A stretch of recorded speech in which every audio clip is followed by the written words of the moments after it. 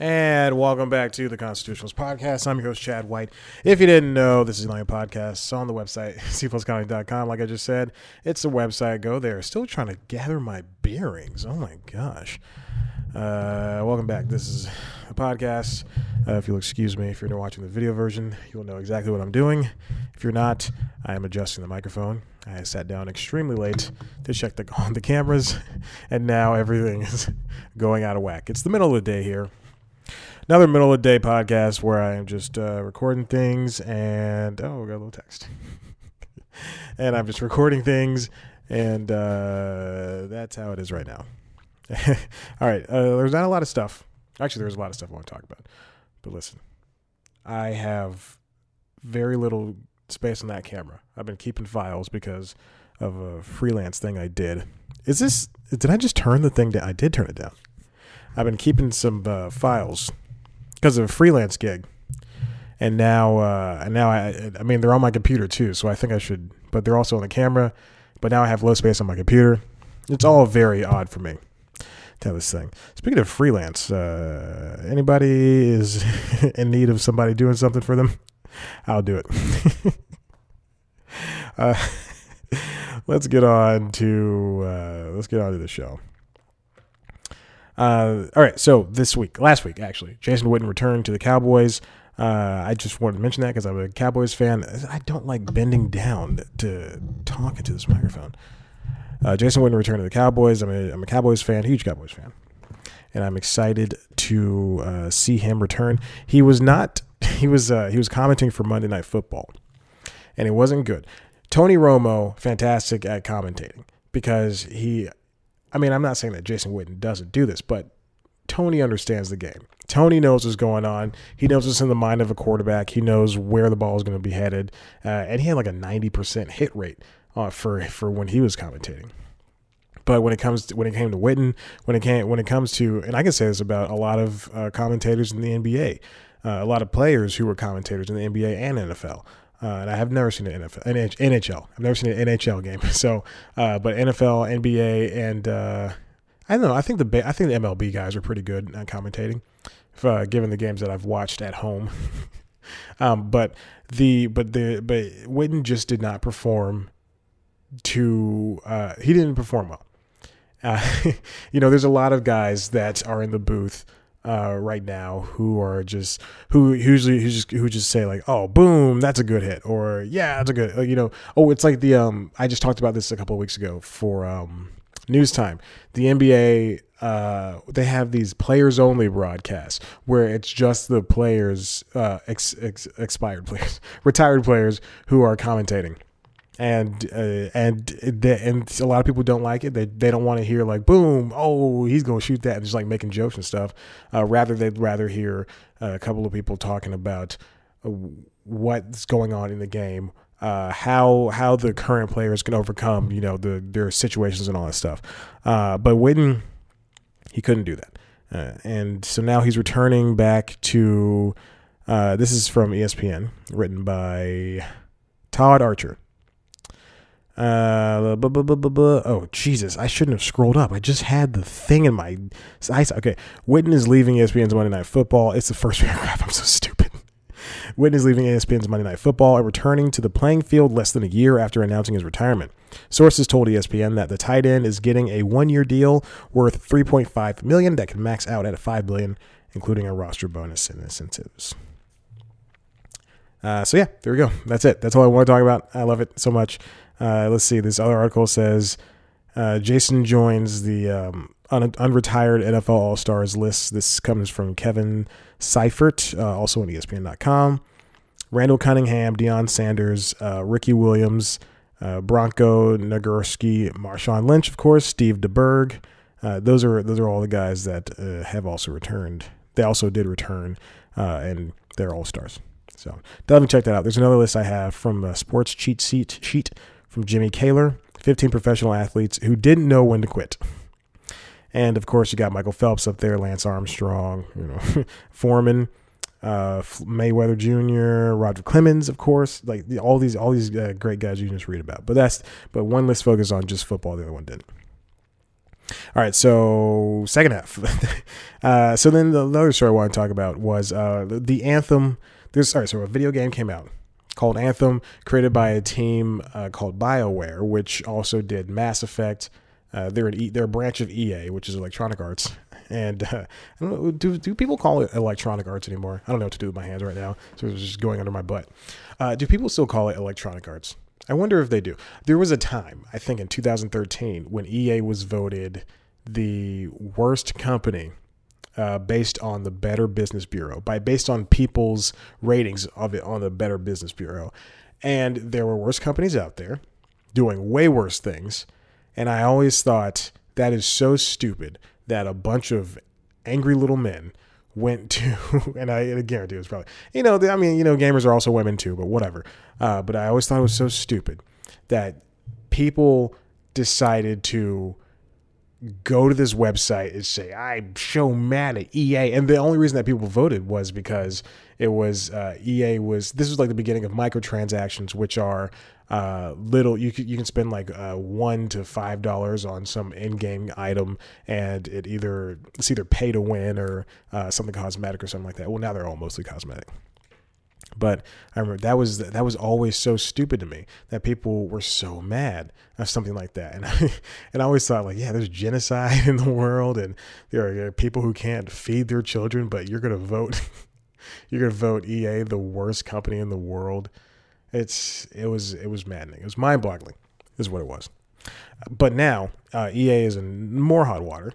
They have this a video game. It's a games of service game called Anthem. Games of service means it's a video game. You still get your regular story, but it's all online, and you're incentivized to play with other online players and teams and groups and all that stuff. And then you're also and then the game essentially it never ends. It's like an MMO, but there's nothing interesting happening. I prefer an MMO to a games of service game. The games of service hasn't even been around that long. It's like Destiny, Anthem, and they're all shooters, which really sucks. Destiny, Anthem, Apex Legends, which is the newest one. Even Battle Royales do count as that too, I would assume. Fortnite, all those other games, stuff like that. So Anthem players are saying the game is crashing their PS4s. This is reported on Monday via Kotaku, or it really happened over the weekend via Kotaku and a bunch of other outlets. This is from Ethan Gatch, and it's true. Like, a lot of people are angry that such a game could be released in such a state. It's a AAA game that has been released, and it is causing PS4s, Xboxes, and PCs to basically not work. But I think it's mostly PS4s from what I'm seeing. So this is from a user from the For the Masters. Oh, so this is from subreddit. This is from Reddit. Okay. When encountering a crash or a game error, sometimes I get booted to the main menu or out of the game completely to the PS4 dashboard. But twice now, when trying to matchmake my PS4 has completely turned off, which is insane. This is like a game in 2019 should not. I know the worst things about games was that they were like in the 90s was that they were like hard.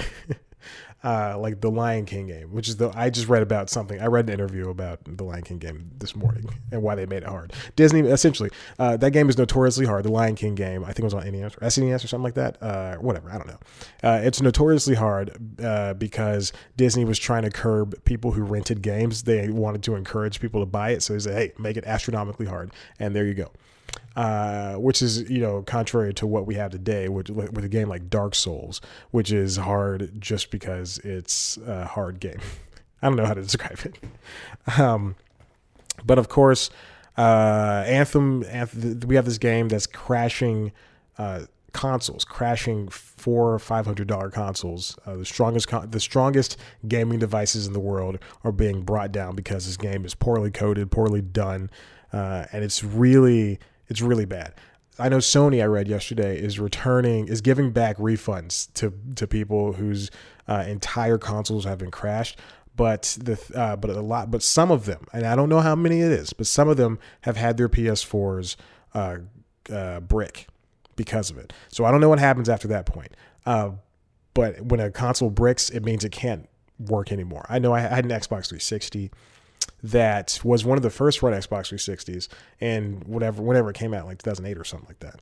And when it came out, no, 2005. 2005? Was I? No. How old was I? I don't know. Anyway, I was an older gentleman, older little boy. I was an older little boy, and the first run Xbox 360s had an issue and inside the motherboard, I think, with the heat sinks. I don't know, whatever, where it would cause it to red ring. And red ringing was like there's like a green ring on the front of the Xbox when you turned it on. But if there were three rings instead of 4 rings, then there was an issue. It flashed 3 red rings in your face, and then the trick to get around that was to wrap it in towels and then let it heat up and let it get really hot, and then you shut it off like like that glues all the heat sinks or whatever back together. And then you can turn it on in like 10, 15 minutes, something like that. I did that for so long, and it sucks so much because, Microsoft, it didn't do anything about it. And then eventually I bought an Xbox 360, the black version. I had the white version, so I bought the black one, and then the black one worked all the way until college, and then I got an Xbox One when like a year after it came out. So that's the story of my gaming lifestyle. So there we go. Yeah. So Anthem is crashing all of these consoles. So EA issued a tweet last night. They issued a tweet. Let me get on here and issue a tweet. Okay, here we go. The tweet's going out. Okay, that was the worst thing I've ever done. I'm so sorry. I can't even look you in the eye. Okay, so I'm just writing down the title of this episode. So EA tweeted out last night, we are aware of crashing game issues some of you have been reporting for #AnthemGame. We're investigating and ask that you share your crash data reports when prompted. If you have, we'll be reaching out to gather info. If not, please reply to this thread on ahqanswers.ea.com. Which should be pretty embarrassing for them, because this is a game that they touted last year at E3. It's supposed to be their big, their next big. It's supposed to be something that went alongside Destiny, but it didn't. And here we are at this issue. So there's there's a couple of workarounds. I don't know what's gonna happen, but this really sucks. This is something that should not happen for video games in general, especially for strong consoles like that. Like, imagine spending money on a video game and then you go to play it, and then first of all, the game is not that good. No, I don't say good, but it's not that well received by critics and audiences alike. And then you say, you know what, I like it enough, I'm going to continue playing it, and it just hurts your console, and it just ruins everything. I don't understand how the last game that BioWare put out was Mass Effect Andromeda. And that game had performance issues as well. The other 3 Mass Effect games also had their performance issues here and there. Like, they're open world games, they're huge games, and it sucks, but you kind of expect issues. Except games like the Elder Scrolls games. People accept the bugs in there because those games are like a Fallout and an Skyrim. Like those games, Elder Scrolls, Fallout and Skyrim. Those games are huge. They're gigantic, and they offer hundreds of hours of gameplay. Versus Mass Effect, which is finitely 30 hours. I spent 32 hours doing everything. Or Anthem, which only offers so much, even if you continually do raids or whatever they're called. I think, but it's so stupid. But people let those bugs go for Fallout and Elder Scrolls. For Skyrim and Fallout, they let those bugs go because they're so big. But then you get a bug in Mass Effect, Mass Effect Andromeda in particular, a game I still haven't finished, where the lip sync is bad, the animations are bad, but it's still Mass Effect, and the gameplay is still fine. I said this last week the week prior when I finished Mass Effect 3, like all the DLC and all that stuff. I thought because the controls in there are just so tank-like and horrendous. I won't say horrendous, not that bad, but I really wish that if they remade the Mass Effect trilogy, because I will buy it I will spend all the money on it. Then I wish they would port all the controls from Mass Effect Andromeda to the Mass Effect trilogy. I know it's impossible. I know that would require recoding the entire game or whatever the heck it is those people do. But I think that'd be really interesting. Listen, that's the end of this half. I want to get into the second half because we got some real interesting stuff coming from Steven Spielberg. So let me just take a break and check on this camera, and then we'll be right back at the next start of this show. Okay, shut up, Chad. Here we go. Cool. All right, welcome back to the Constitution Podcast. I got up. If you're watching the video, the microphone is right in front of me on my stand. I got up, and the microphone got caught in this flannel shirt of mine, and I pulled it. And it got all out of whack, so I got to do this again. This is sad. To this show nobody listens to. Also, I love this flannel. This is one of my favorite flannel shirts. And I got jeans on. If you can't see, this is a jeans episode. Okay. Can you hear that? There's somebody in the apartment behind me. No. Okay, anyway. Let's move on. So the main thing I want to talk about. There's two things. The main thing I want to talk about was Steven Spielberg. He had some choice words to say about Netflix winning Oscars. So of course Roma does really well at the Oscars, and Netflix that's a huge get for them. They have a Best Picture nomination. They have Best Director nomination and win. They have Best Original Screenplay or Best Foreign Screenplay and Best Original Screenplay, something like that.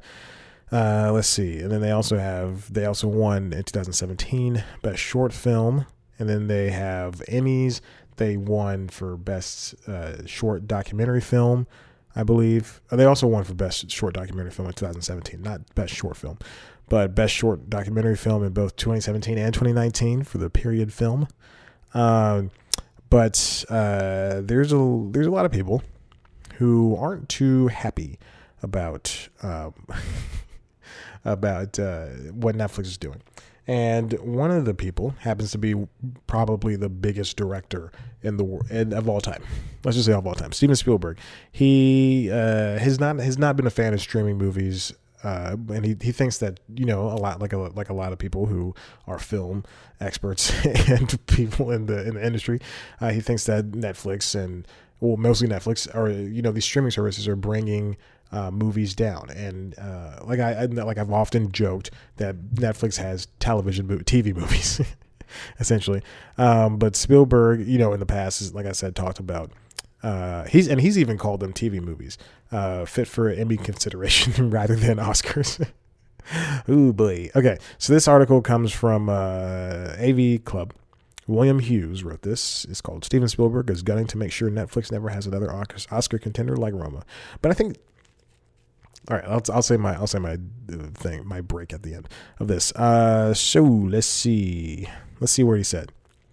The studio complaints about Netflix break down into a few simple categories. The first is that they spent way more money on Oscars marketing this year than anybody else. Reported numbers range as high as $50 million, although even the more conservative $25 million would be 5 times what Universal spent for Green Book. And Green Book won? Ugh, that's gross. Netflix and Green Book.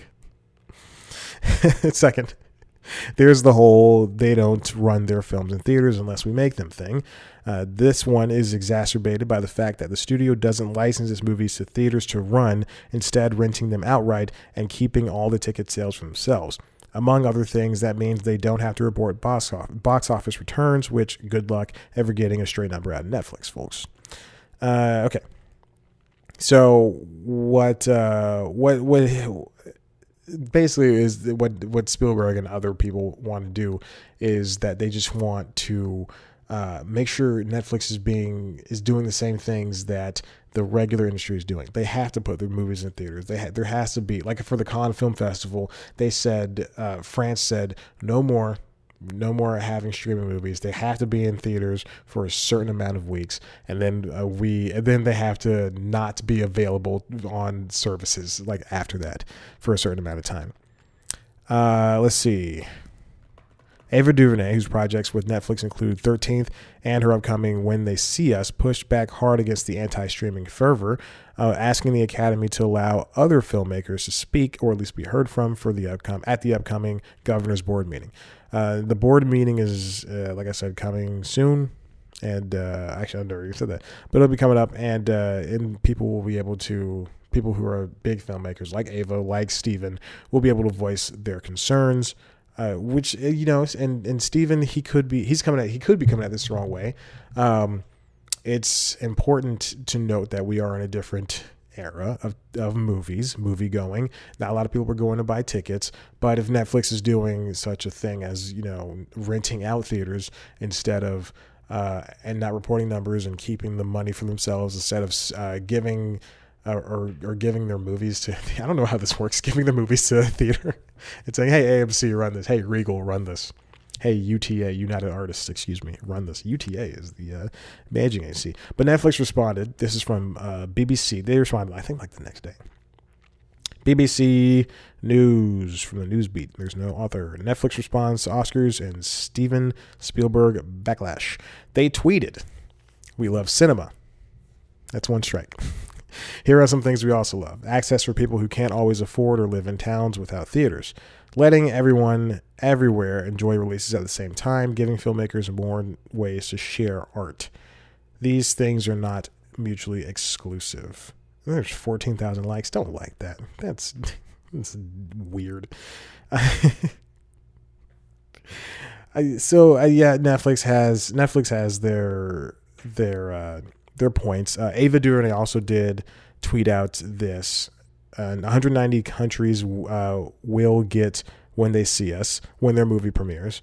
They have a promo for South Africa. She has a promo for South Africa. It's going to be distributed internationally. So that's cool. Selma wasn't distributed internationally, and that was a movie about the march on Jesus. The march that Martin Luther King led. And then Wrinkle in Time wasn't even sent out internationally. I would venture to say that's why it didn't perform well. You don't release a movie wide, and that's a Disney film. You don't release a movie wide, then that's what happens. But I do respect Ava's opinion. I do respect Steven's opinion. But like I said, different era, and there's good movies can come out on good movies, and film, all in quotes, can come out on these streaming services. Hulu's had a few. Amazon has they have their own thing, and they're doing it right.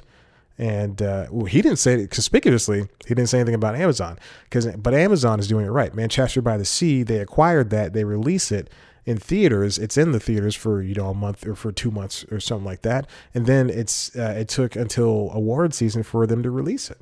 So even still. So Amazon is doing it right. And Netflix has some movies that were watched. I can't say which ones I liked. I can tell you which ones I didn't like. That's neither here nor there. But Steven, they all have points. And finally, I want to get to Variety. This is a Variety article. This is talking about two Variety articles talking about Disney and their acquisitions as of late. Okay, so first, Disney is in active talks. This is from Todd Spangler with AT&T to acquire Warner Media's 10% of Hulu stake. Okay, so of course, AT&T bought Time Warner. Time Warner renamed itself to Warner Media, and Disney bought Fox. Fox is still Fox. And it bought Fox assets. Excuse me. So now, years ago, and I don't know, like 2007, 6, or 8. I don't know. That's when I don't know. Disney started Disney. It was ABC, Fox, and NBC and CBS. They all started Hulu. Hulu then lost CBS. CBS is like, nah, we're done. And then the three of them kept their shares. And then I think it was somebody else, like one other entity had a small percentage. And then after Disney bought Fox, they have controlling share of Hulu. I got breaking news about Mark Zuckerberg talking about Facebook's reorientation of encryption and privacy. Who cares? Okay, so I don't know why I read that out loud. So now Disney owns a majority share of Hulu, and Warner still wants to keep the 10%. Or no, they're looking to have their 10%. I reported earlier, I think on News Time, or this stupid podcast, I said that if there were there's two things that could happen. Comcast. It was Comcast. Did I say Comcast? Comcast is NBC Universal. So NBC Universal could sell off its shares and alleviate some of the money debt that Disney is taking on from buying Fox, or it could keep it and not enter the streaming race with its NBC app, which it's going to do regardless of what happens. But Disney wants that 10% from AT&T for the Warner Media. Like I said, they currently hold 30% in Hulu, as does NBC Universal, Comcast, which have said they're still not going to exit. They're like, hey, we don't know. We're not sure.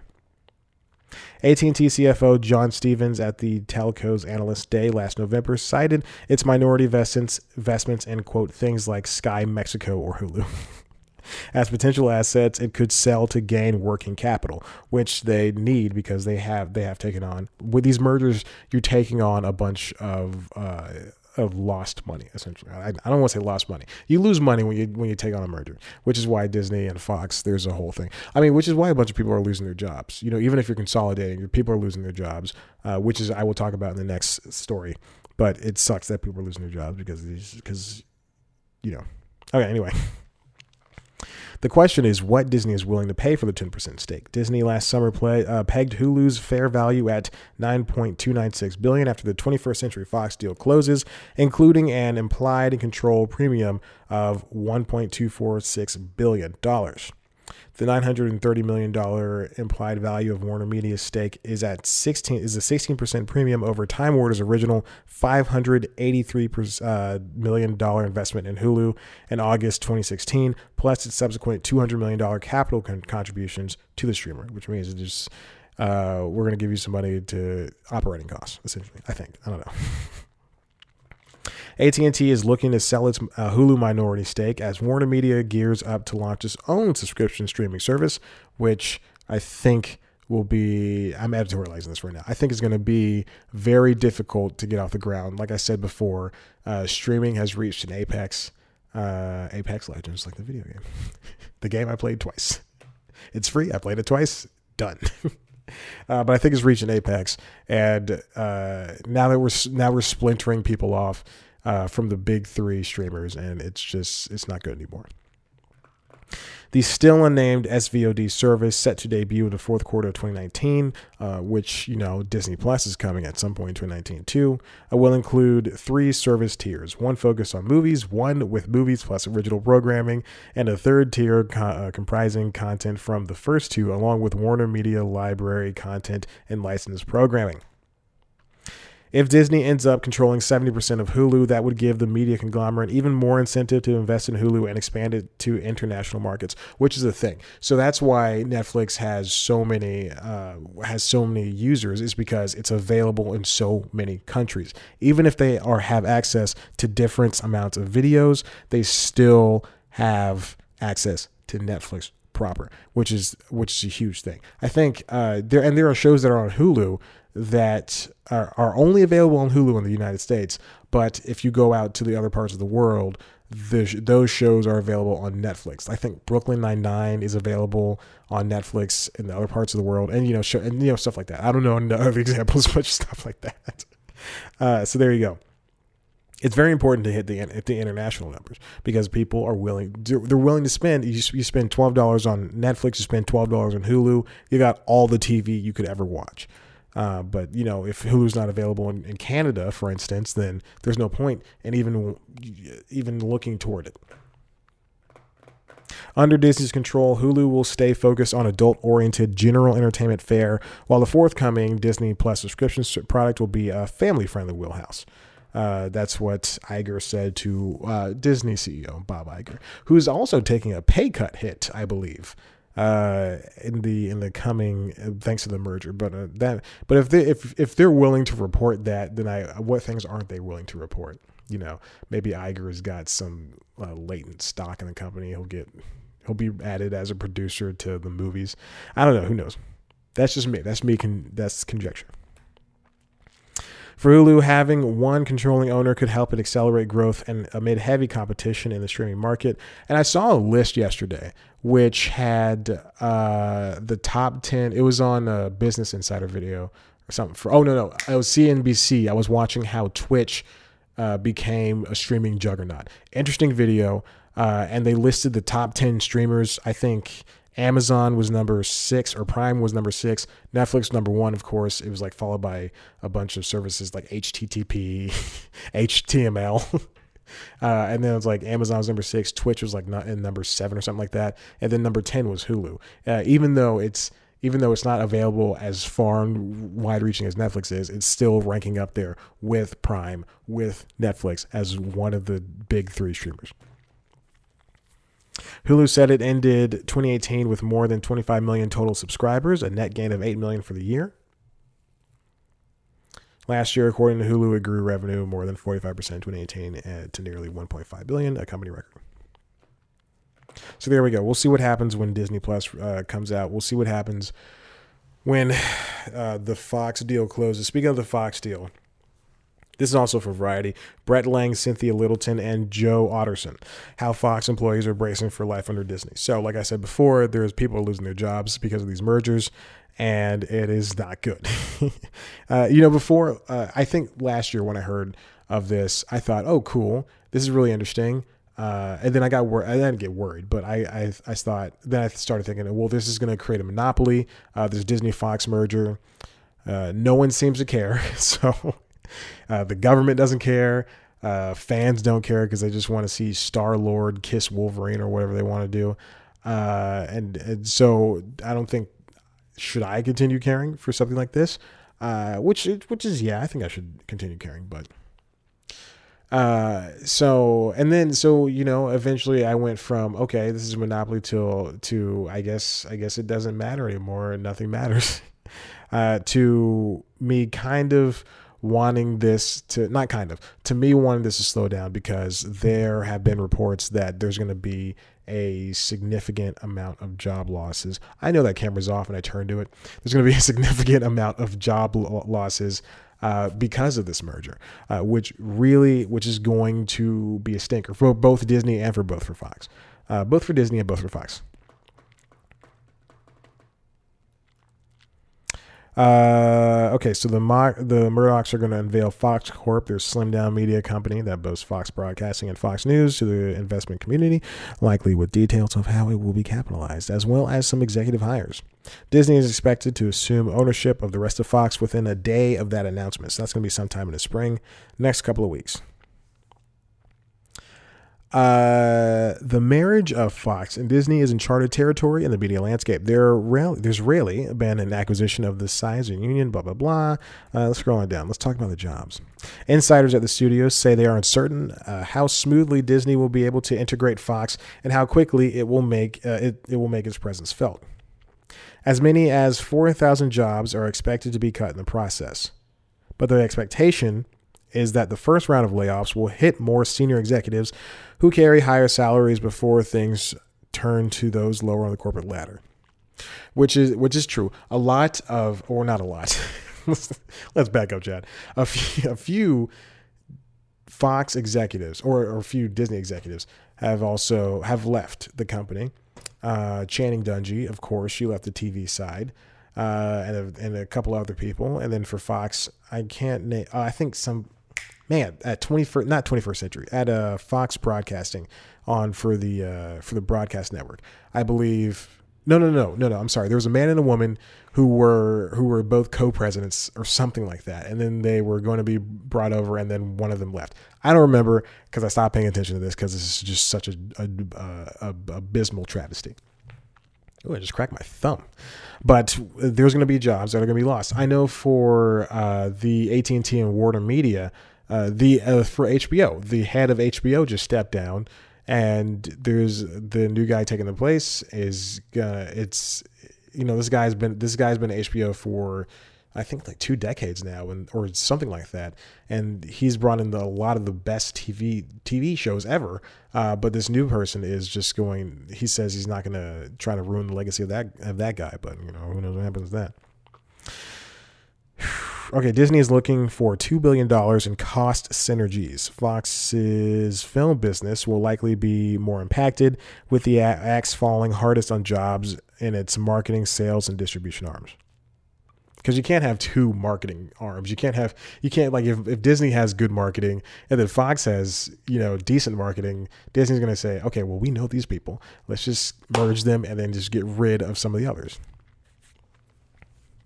It's not just layoffs that are worrying employees at this film studio. Producers are concerned that some of their movies will be relegated to Disney Plus, the company's new streaming service, instead of being released in theaters.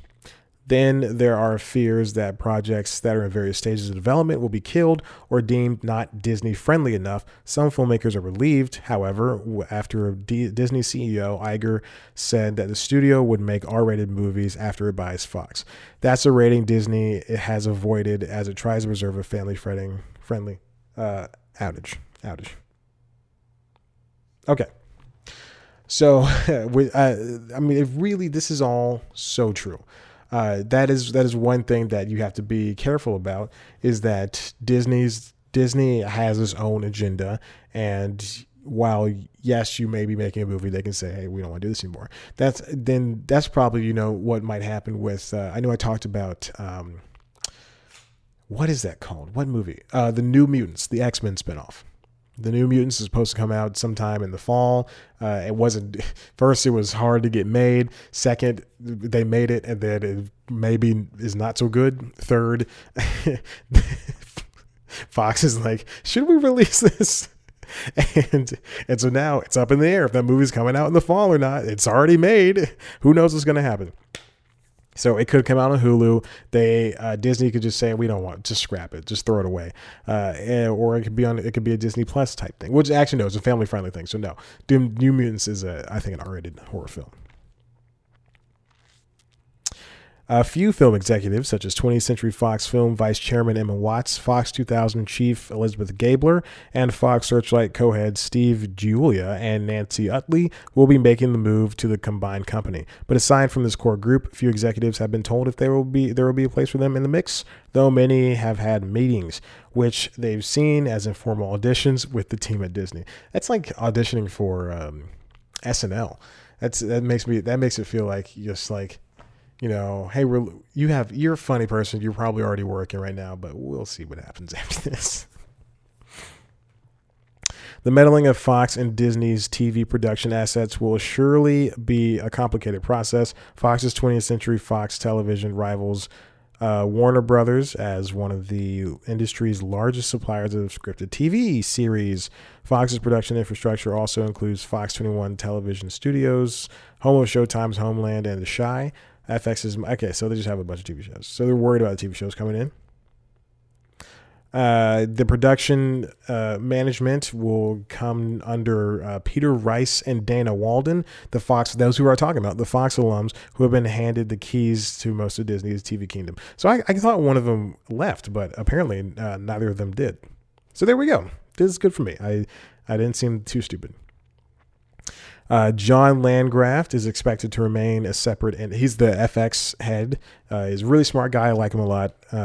He's expected to remain a separate entity in the combined company, along with its FX Prods arm. Landgraf's tight-knit executive team figures to stay mostly intact. Oh, they're excited. They're ready for this podcast to end. Me too, buddy. Me too. The Disney and Fox TV production divisions will be under extreme pressure to produce hit shows for ABC, the nascent Disney Plus streaming service, the Cabler, Freeform, and non-Disney outlets. That's crazy. So that's 4 places. But who's going to be doing stuff under Hulu? I wonder if they're just going to reach out and just say, hey, this is. But I mean, obviously they can't give all their shows to Hulu. Never mind. So that doesn't make sense. Phil Lord and Chris Miller. Those guys. They did the Lego Movie. They did. It's the movie, the cartoon movie. Not movie. The cartoon TV show. Will Forte was Lincoln. Oh my God, I feel so stupid. Oh my God, this is embarrassing. This is the second time in 2 weeks that this has happened. And I used Clone High. I used to watch the show all the time. He was Abe Lincoln in that show. I think that was an MTV show, wasn't it? Was that an MTV show? Yeah, it was an MTV show. Look at me knowing that. So Phil Lord and Chris Miller are among the more prominent names expected to end production deals at Fox once their current deals expire in June. This is my favorite part. According to sources, the celebrated duo is, quote, running out the clock at the studio. They're believed to be talking to Netflix and Amazon, and also some other studios. Sony is looking to sign some big names to remain competitive with studio rivals and streaming services. And they might want to land Lord Miller, who just did the Spider-Man Into the Spider-Verse movie with them, which is also getting its own sequel and a spinoff with the Spider-Girls. Steve Levitan of Modern Family fame, whose deal at Fox TV runs out in August, he's saying he's waiting for the fate of Modern Family. Modern Family was said it was going to get one season left at ABC, so who knows? The Levitan has several options.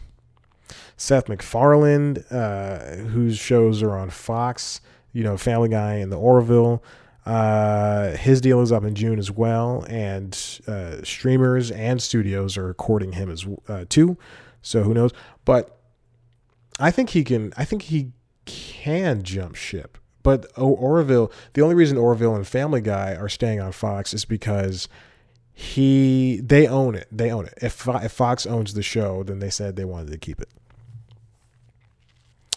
AT&T has purchased Time Warner. Comcast is planning to buy B-Sky B.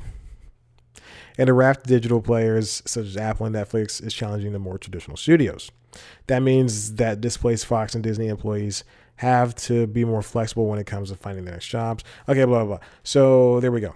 It's important that we keep measured minds about these mergers. It's great. The Avengers are going to meet the X-Men, and the Fantastic Four are going to be a thing again, and blah, blah, blah. But this is all going to come. There's going to be some tumult with these moves. People, lose their jobs, and people lose their jobs every day, blah, blah, blah. But it's difficult for these things to exist. I don't know what I'm saying anymore. Do you know what I'm saying? The Disney Fox deal is an interesting one. It's the biggest production company, the biggest studio in the world, buying one of the other biggest studios in the world, and then it basically creating it being Disney as a subject of the sentence, being creating basically what is amounting to a monopoly. And monopolies aren't that good. You don't want to have one company. You don't want to have six companies making all the movies you watch. Even if Focus Features, even if you like Focus Features, which creates mostly indie movies, they are still a studio. It's still a studio that is under the arm of Fox, and Fox is a big major company. You can say I love watching Daredevil on Netflix, but it's still coming from a conglomerate, a media monster, a media mogul. And we gotta keep in mind that people lose their jobs over this stuff. But it's great and I'm reminded by a tweet that I love so much, and I don't check Twitter, so this is very important that I did this. I even used the realtwitter.com. I went there and I had to like this tweet. Let's see. Let me go to my tweets. This is R. Kelly denies the allegations in an interview with Gail. Ooh, Gail. What are we doing? Okay. So this is a tweet from the comedian Jack Allison.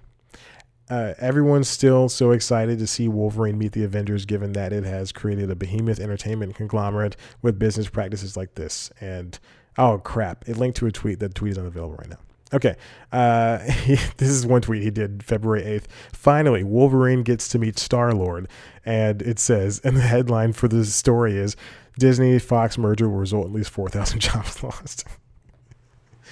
It's so sad because it's true. Like, people are so excited that, you know, their popcorn flicks are going to finally be as sweet as they wanted them to be, but people are going to get booted for this. Listen, if you like what you heard here, why don't you head on over to the website, cpluscomedy.com, where there's interviews and stuff like this. The video version of this lives. You can also head to the website, youtube.com/cpluscomedy, to see a video version of this podcast, as well as, because who wouldn't want to see my bright, shining face? I'm smiling. Just listen. You can also head on over to youtube.com/cpluscomedy to see the premiere show for this stupid thing called News Time. News Time is an weekly entertainment news show that is like The Daily Show, except way less funny. We take one big story and we dive right in. This week was the birth of UPN, the United Paramount Network, which was basically a black broadcast network on broadcast. A great way to end Black History Month. So there you go. You should definitely check it out. It's I think the cold open is better than the episode, which is not saying much. Okay, so definitely check it out. I very much appreciate it. I love you so much. Thank you for listening. Oh yeah, I can't say I love you anymore. I think you're the best. Thank you for listening. This episode is way too long. Goodbye.